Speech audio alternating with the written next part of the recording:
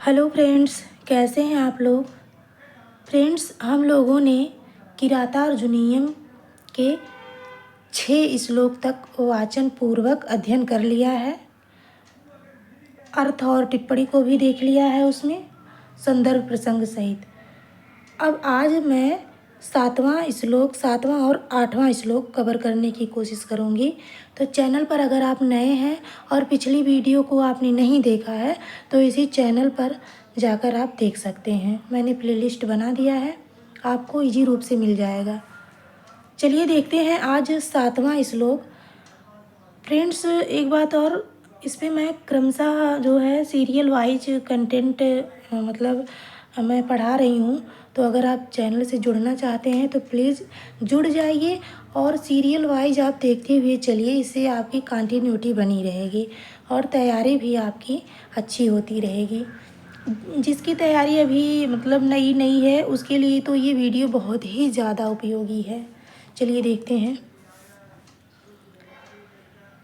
इसमें प्रसंग है, मैं पढ़ देती हूँ। दुर्योधन के कपट युक्त स्वभाव में आए बदलाव के विषय में बताते हुए वनेचर युधिष्ठिर से कह रहा है कि उसने आपके जिस राज्य को छल छद्म पूर्वक हड़प लिया था उसे ही अब नीति मार्ग से जीतना चाहता है। वनेचर जो है युधिष्ठिर से बता रहा है कि जब जो दुर्योधन आपसे छीन लिया है छद्म पूर्वक यानी जुए में जो जीत लिया है राज्य, अब उसको जो है नीति मार्ग से अपनाना चाह रहा है। जनता को अपनी तरफ आकृष्ट करके नीति मार्ग से उसको हड़पना चाह रहा है। वही जो है श्लोक के माध्यम से इसमें बताया गया है। भारत जी ने कहा है, विशंकमानो भवतः पराभवम। इसको एक बार वाचन में देख लीजिए। विशंकमानो भवतः पराभवम नृपासनस्थोऽपि वनाधिवासिनः दुरोदर छद्मजितां समीहते नयेन जेतुं जगतीं सुयोधनः। विशंकमानो भवतः पराभवम। भवतः मतलब आपसे, आपसे कौन? युधिष्ठिर से, युधिष्ठिर के लिए है। पराभवम पराजय से आशंकित, विशंकमानो आशंकित होता हुआ, नृपासनस्थो अपि मतलब राज सिंहासन पर बैठा हुआ भी, वनाधिवासिनः मतलब वनाधिवासिना मतलब आपसे आशंका करता हुआ, वन में निवास करने वाले आपसे।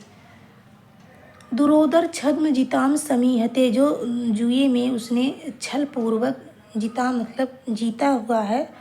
अब नयेन जेतुम जगतीम सुयोधनः, वह सुयोधन यानी दुर्योधन नयेन नीति मार्ग से जेतुम जीतना चाहता है, जगतीम धरती को जीतना चाहता है, समीहते मतलब चाहता है।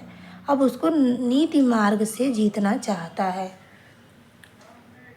ठीक है, आइए हिंदी अनुवाद देखते हैं। राज सिंहासन पर बैठा हुआ भी दुर्योधन वन में निवास करने वाले आपसे पराजय की आशंका करता हुआ जुए से छल से जीती गई पृथ्वी को नीति से जीतने का प्रयत्न कर रहा है। आई होप आप लोग समझ गए होंगे। अब भाव बोध एवं व्याकरण देखते हैं। नृपासनस्थः अपि, राजगद्दी पर बैठा हुआ भी। यहाँ पे देखिए नृपाति इति नृपः उपपद तत्पुरुष समास हो जाएगा यहाँ पे। और नृ उपपद के अनंतर पारक्षणे धातु से कर्ता अर्थ में क प्रत्यय जुड़कर प्रथमा एक वचन में नृपः पद बनता है। अब है आगे सुयोधना। सुयोधना जो है दुर्योधन के लिए संबोधित किया गया है, जो धृतराष्ट्र का सबसे बड़ा पुत्र था। भारवी ने अपने ग्रंथ में उसे इसी नाम से अभिहित किया है। सुयोधन शब्द दुर्योधन शब्द का विलोम है। इसका विग्रह है सुसुखेन युध्यते इति सुयोधनः।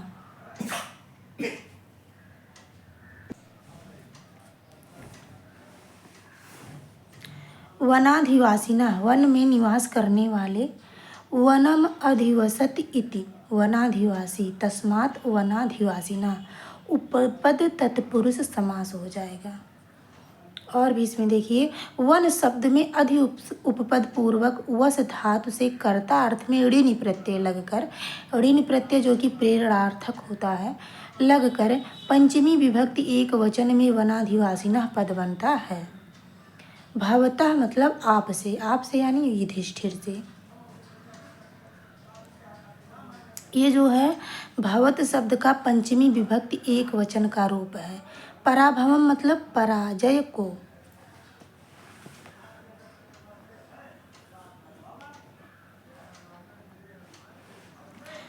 यहाँ देखिए जगतीम पृथ्वी को, जगती शब्द द्वितीय विभक्ति एक वचन का रूप। नयन नीति से, जेतुम जीतने के लिए, ये तुमुन प्रत्यय लगा हुआ है इसमें। समीहते चेष्टा कर रहा है। सम उपसर्ग पूर्वक ईह चेष्टायाम धातु से आत्मनेपदी लट लकार प्रथम पुरुष एक वचन में समीहते पद निष्पन्न होता है। अलंकार इस श्लोक में दुरोदर छद्म जिताम इस विशेषण पद का अर्थ जुए के छल से जीती गई पृथ्वी को नयन जेतुम के अर्थ नीति से जीतने के लिए का कारण होने से काव्यलिंग नामक अलंकार है। इसका लक्षण है काव्यलिंग का हेतुर्वाक्य पदार्थत्वे काव्यलिंगम निगद्यते। साहित्य दर्पण में कहा गया है। गुण प्रसाद है, रीति वैदर्भी है, छंद वंशस्थ है। अब अगले श्लोक को देखते हैं। इससे पहले प्रसंग को। राज्य की प्रजा का युधिष्ठिर से बहुत स्नेह था, इसलिए नीतिज्ञ एवं दुष्ट स्वभाव वाला वह दुर्योधन युधिष्ठिर को वस्तुतः पराजित करने की इच्छा से प्रजा को अपनी ओर अनुरक्त करना चाहता था। इसके लिए वह किस प्रकार का व्यवहार कर रहा है, इसे वनेचर कहता है। तथापि जिहिमः सभवज्जिगीषया तनोति शुभ्रं गुणसम्पदायशः समुन्नयन् भूतिमनार्यसङ्गमा वरं विरोधोऽपि समं महात्मभिः। तथापि जिह्मा, जिह्मा माने कुटिल, तथापि फिर भी वह भवज्जिगीषया आपको जीतने की इच्छा से, भवत जिगीषया आपको जीतने की इच्छा से, तनोति शुभ्रम गुण संपदा यशा मतलब तनोति ये विस्तारित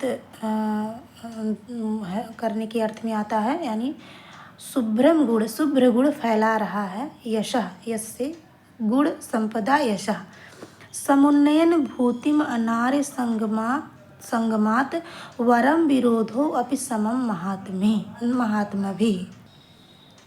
वरम विरोधो अपि समम महात्मभिः मतलब महापुरुषों के साथ विरोध भी दुष्टों के साथ मैत्री संबंध से मतलब कुछ अच्छा ही होता है। इसको हिंदी अनुवाद में देखते हैं। फिर भी अर्थात पराभव की आशंका करता हुआ भी कुटिल स्वभाव वाला सुयोधन आपको जीतने की इच्छा से अपनी गुण संपत्ति के द्वारा निर्मल यश को फैला रहा है।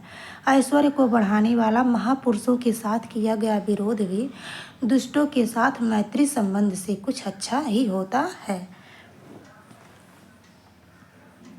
अब भावबोध एवं व्याकरण। तथापि माने फिर भी, अर्थात आप युधिष्ठिर से पराभूत होने की आशंका करता हुआ भी। जिह्मः सह सरल मार्ग को त्याग देने वाला, अर्थात कुटिल वह दुर्योधन। जिह्मा माने कुटिल वह दुर्योधन के लिए आया है। और इसमें भवत जिगीषया आपको जीतने की इच्छा से, जेतुम इच्छा जिगीषा भवता जिगीषा इति भवत जिगीषा षष्ठी तत्पुरुष समास। गुण संपदा गुण संपत्ति के द्वारा। संपद्यते इति संपद सम उपसर्ग पूर्वक पद धातु से भाव अर्थ में कुप प्रत्यय लगकर संपद बनता है। गुणा नाम संपत्ति इति गुण संपद षष्ठी तत्पुरुष समास हो जाएगा। शुभ्रम माने निर्मल, यशः कीर्ति को, तनोति बढ़ा रहा है या फैला रहा है। तनु विस्तारे धातु का लट लकार प्रथम पुरुष एक वचन का रूप। भूतिम ऐश्वर्य को, समुन्नयन बढ़ाने वाला। महात्म भी समम महापुरुषों के साथ। साकम सार्धम समम सह इत्य अमरा यानी ऐसा अमर कोश में कहा गया है। क्योंकि यहाँ पे तृतीय विभक्ति हुई है, सह साकम समम सार्धम ऐसे करके जो कारक में भी है, तो वहाँ पे तृतीय विभक्ति होती है। विरोधः अपि, विरोध भी, यहाँ पे विरुध्यते इति विरोधा वि उपसर्ग पूर्वक रुध धातु से भाव अर्थ में घय प्रत्यय होकर विरोधा पद बना है। अनार्य संगमात, दुष्टों की संगति से। आर्य माने श्रेष्ठ, अनार्य माने दुष्ट यानी अश्रेष्ठ। अब इसमें जो है एक और है, वरम माने कुछ अच्छा। अब अलंकार इसमें देखते हैं। अलंकार इस पद में कुटिल स्वभाव वाले दुर्योधन के द्वारा युधिष्ठिर को जीतने के लिए अपनी निर्मल कीर्ति का विस्तार करना, इस विशेष बात का समर्थन दुष्टों की संगत की अपेक्षा ऐश्वर्य को बढ़ाने वाला महापुरुषों का विरोध श्रेयस्कर है। इस सामान्य कथन से करने के कारण अर्थांतर न्यास नामक अलंकार है।